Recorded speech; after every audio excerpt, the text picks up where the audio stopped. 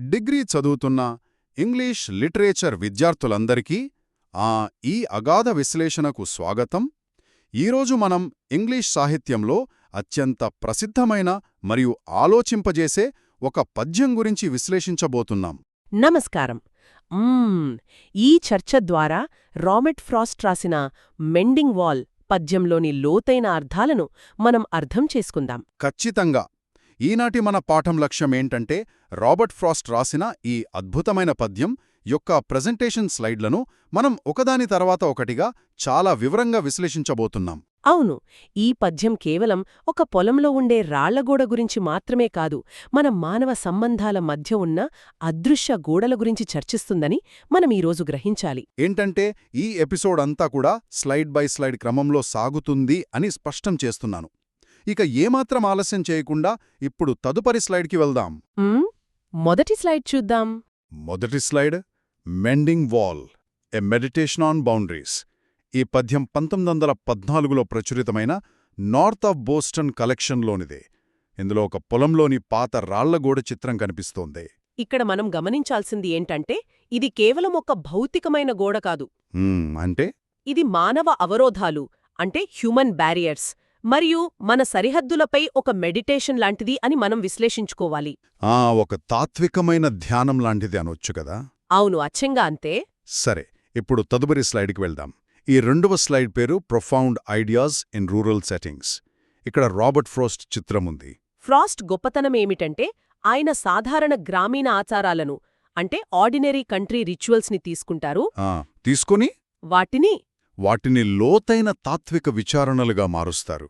ఇక్కడ వాడిన సాధారణ వాడుక భాష, ఆ కన్వర్జేషనల్ లాంగ్వేజ్ వెనుక ఒక సంక్లిష్టమైన మానవ సంబంధాల అధ్యయనం దాగి ఉందని మనం అర్థం చేసుకోవాలి. అంటే సాధారణ మాటల్లోనే ఇంత డెప్త్ ఉందన్నమాట. చాలా ఆసక్తికరం. ఇప్పుడు తదుపరి స్లైడ్కి వెళ్దాం. సరే, మూడవ స్లైడ్లో ది యాన్యువల్ స్ప్రింగ్ రిచువల్ అనే ప్రక్రియ కనిపిస్తోంది.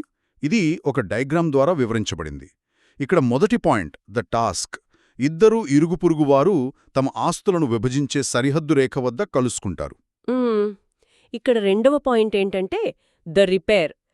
చలికాలంలో పడిపోయిన రాళ్లను వాళ్లు తిరిగి ఆ గోడపై పేర్చడం. అవును, ప్రతి వసంతకాలంలో చేసే పని ఇది. ఇక మూడవది ద డైనమిక్. ఇద్దరూ కలిసి ఈ పని చేస్తున్నప్పటికీ వారి మధ్య ఆ భౌతిక విభజన, అంటే ఫిజికల్ సెపరేషన్ ఎలా కొనసాగుతుందో ఇక్కడ మనం విశ్లేషించాలి. కలుసుకునేదే విడిపోవడానికన్నమాట. విచిత్రంగా ఉంది కదా. ఇప్పుడు తదుపరి స్లైడ్కి వెళ్దాం. ఈ 4వ స్లైడ్లో పద్యంలోని ఒక ప్రసిద్ధ వాక్యముంది, something there is that doesn't love a wall. చాలా ఫేమస్ లైన్ ఇది.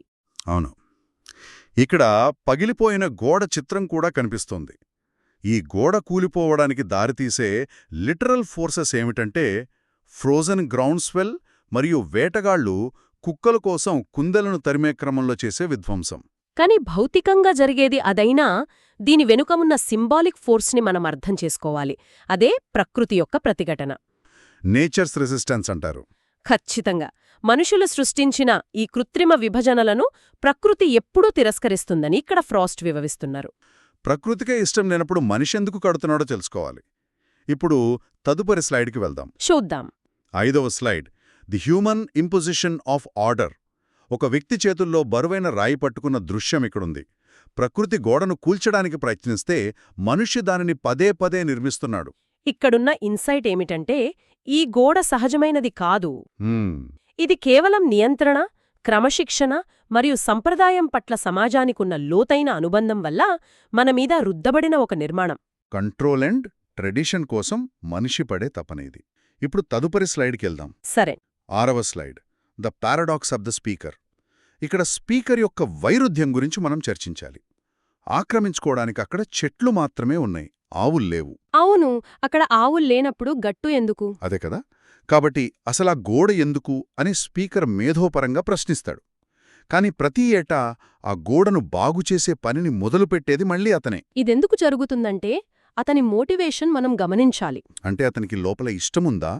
సిద్ధాంతపరంగా సరిహద్దులను వ్యతిరేకించినప్పటికీ ఆ గోడ మానవ సంబంధాలకు, ముఖ్యంగా పక్కింటివారితో మాట్లాడటానికి ఒక ఉత్ప్రేరకం లాంటిదని అతను భావిస్తాడు. ఒక క్యాటలిస్ట్ ఫర్ హ్యూమన్ కాంటాక్ట్ అన్నమాట. ఏవో మాటలు కలపడానికి అదొక వంక. చాలా బాగుంది. ఇప్పుడు తదుపరి స్లైడ్కెళ్దాం. ఈ స్లైడ్ ఇంకా ఆసక్తికరంగా ఉంటుంది. 7వ slide the guardian of tradition. ఇక్కడ good fences make good neighbours అనే అత్యంత ప్రసిద్ధ నానుడి ఉంది.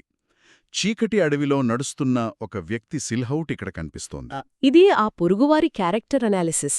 అతని జస్టిఫికేషన్ కేవలం ఈ పాత నానుడి మాత్రమే. మంచి కంచెలు మంచి పొరుగువారిని తయారు చేస్తాయంటాడు వాడు. అవును, ఇది అతని స్వతంత్ర ఆలోచన ఏమీ కాదు, వంశపారంపర్యంగా వచ్చిన నమ్మకం మాత్రమే. అతను ఆ చీకటిలో కదులుతున్నాడు అంటే దాని అర్థం అతని మేధోపరమైన దృఢత్వం. Intellectual rigidity.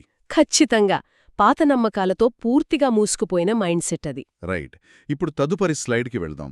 8వ slide the clash of minds. ఇది ఇద్దరి మనసుల మధ్య జరిగే సంఘర్షణ. ఒకవైపు స్పీకర్ రీజన్ అండ్ కనెక్షన్, అయితే మరోవైపు పొరుగువాడు ట్రెడిషన్ అండ్ ఆర్డర్. స్పీకర్ పదే పదే ఈ గోడ అవసరాన్ని ప్రశ్నిస్తాడు, లాజిక్ కోసం వెతుకుతాడు. కాని పొరుగువాడు అస్సలు వినడు కదా. వినడు. ఎటువంటి ప్రశ్నలు లేకుండా కేవలం తన తండ్రి చెప్పిన మాటలను గుడ్డిగా నమ్ముతాడు. అదే ఇక్కడ ప్రధానమైన క్లాష్. స్పష్టంగా తెలుస్తోంది. ఇక ఇప్పుడు తదుపరి స్లైడ్కి వెళ్దాం. 9వ స్లైడ్ డీకన్స్ట్రక్టింగ్ ద ప్రావర్బ్. ఇక్కడ ఒక పైనాపిల్ చెట్టు, యాపిల్ చెట్టు కనిపిస్తున్నాయి. దాటటానికి అక్కడ ఆవుల్లేవు అని రాసి ఉంది. No cows to contain. ఇక్కడ మనం ఒక ముఖ్యమైన ప్రశ్న అడగాలి. నిజంగా ఈ విభజన మంచి సంబంధాలను పెంపొందిస్తుందా? ఆవు లేనప్పుడు గోడ ఎందుకు? అదే కదా, గోడ యొక్క భౌతిక అవసరం, ఆ ఫిజికల్ ఫంక్షన్ ఇక్కడ లేనేలేదు. కాని పొరుగువాడు ఆ పాత సామెతను ఉపయోగించి విమర్శనాత్మక ఆలోచనను మరియు నిజమైన సాన్నిహిత్యాన్ని దాటవేస్తున్నాడు. జెన్యూన్ ఇంటిమెసీని కావాలనే అవాయిడ్ చేస్తున్నాడు. చాలా లోతైన పాయింట్. ఇప్పుడు తదుపరి స్లైడ్కి వెళ్దాం. ఈ 10వ స్లైడు చాలా ముఖ్యమైనది. అవును, 10వ slide the wall as a symbol. ఈ స్లైడ్లో గోడను 4 పొరలుగా అంటే లేయర్స్గా విభజించారు.